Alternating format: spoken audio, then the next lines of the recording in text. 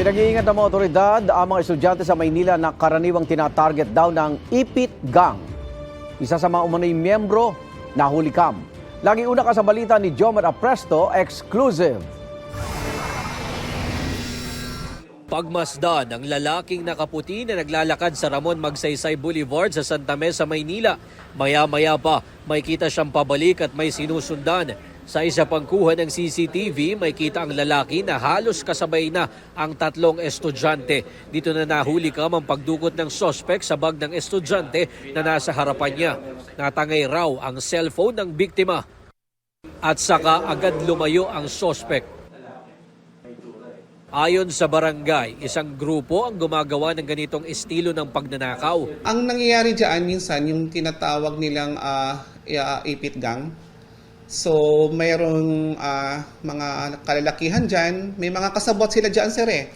Ang ginagawa nila dyan, sinasabayan nila yung mga estudyante, pagsampa ng jeep ng mga estudyante.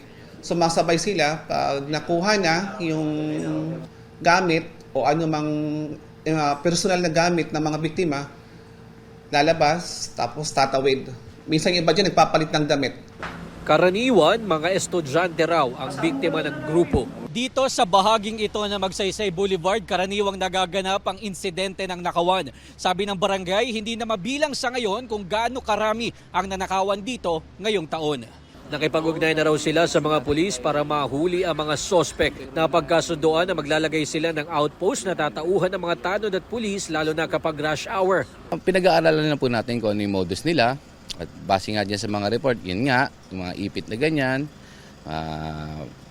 kumbaga lilituhin, tapos sisingitan, dudukutan.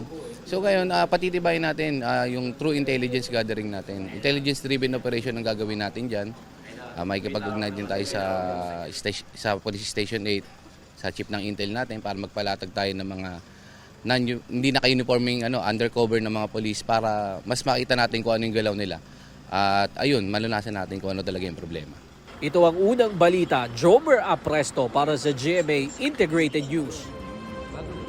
Igan, mauna ka sa mga balita. Mag-subscribe sa GMA Integrated News sa YouTube.